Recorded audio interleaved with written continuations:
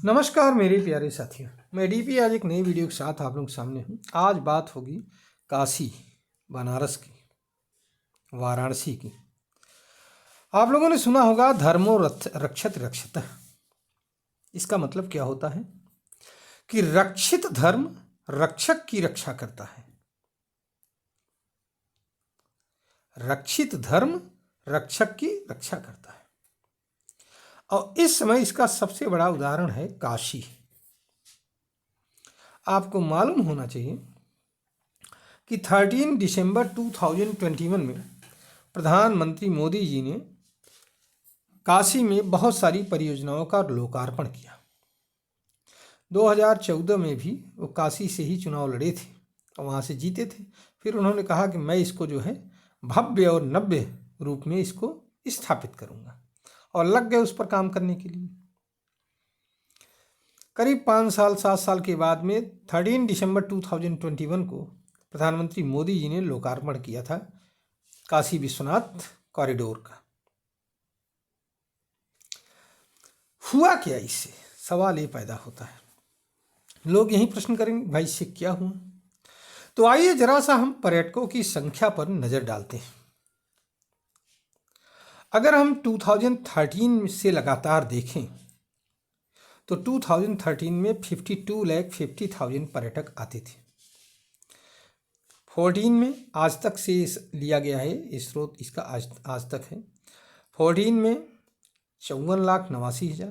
15 में मतलब फिर से एक बार 2013 में 52,50,000, 2014 में 54,89,000, 2015 में 57 लाख, 2016 में 59,47,000, 2017 में 62 लाख, 2018 में 63 लाख, 19 में 67 लाख और 20 में यह संख्या थी केवल 10 लाख, क्योंकि कोरोना का पीरियड चल रहा था। आप लोगों को मालूम है ये लगातार बढ़ रहा था। इस बीच में काशी विश्वनाथ कॉरिडोर का काम तेजी से चल रहा था। लेकिन 21 के बाद में समझिए पर्यटकों की संख्या में एकाएक लगातार वृद्धि हुई। और आपको ये मालूम होना चाहिए कि 22 में 6.5 करोड़ पर्यटक पहुंचे। 22 में नहीं, सॉरी, 7.123 करोड़, जबकि गोवा में 85 लाख ही आए थे। समझिए जरा सा। इससे आगे बढ़ करके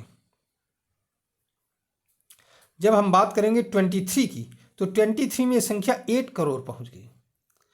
और माना यह जा रहा है कि 2024 में ये संख्या 10 करोड़ से ऊपर जाएगी,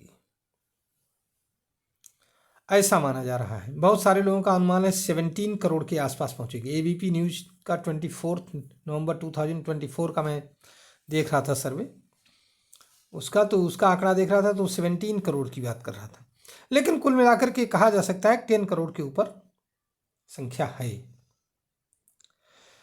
ये मायने रखता है। और इससे आपको मालूम होना चाहिए कि वहां के बिजनेस में 30% का ग्रोथ हुआ है। जो लोकल्स के पास जो बिजनेस आया है 30% का उसमें ग्रोथ हुआ है। इसको कहते हैं धर्मो रक्षित रक्षिता। जब हमने काशी विश्वनाथ कॉरिडोर को मेंटेन किया, अपने धर्म की रक्षा किया, तो हमें बिजनेस अपने आप मिलने लगा, संख्या बढ़ी पर्यटकों की, और इससे जो है एक नया रूप मिला। तो अब आप यही चीज अयोध्या के साथ भी है।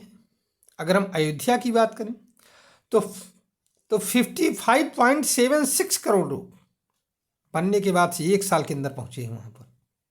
समझिए, अयोध्या धाम के बनने के बाद में 5.76 करोड़ लोग पहुंचे। ये चीज़ें एक मायने रखती हैं, और ये चीज़ें ये दिखाती हैं कि अगर हम कुछ न करें, इन स्थलों को रिवाइव ही कर दें, तो भी हमें करोड़ों का लाभ मिल सकता है। करोड़ों का वो मिल सकता है, क्या कहते हैं उसको, रेवेन्यू जनरेट हो सकता है। अच्छा, एक बात और भी है कि मथुरा में 2022 की अगर हम बात करें तो मथुरा में 6.5 करोड़ पर्यटक पहुंचे थे।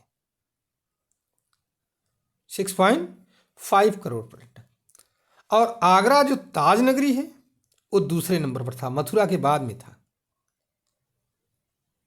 तो इससे आप समझ सकते हैं जो आगरा अभी तक इतना फेमस किया जा रहा था, तब भी वहां सिर्फ लाख में ही आ पाते हैं पर्यटक, यहाँ करोड़ों में पहुंच गए। यही मथुरा जिससे जब वहाँ कॉरिडोर वगैरह बन जाएगा, एक बढ़िया आने जाने का साधन और रहने का साधन बन जाएगा, तो आप कल्पना कर सकते हैं कि यहाँ कितनी संख्या में पर्यटक आएंगे।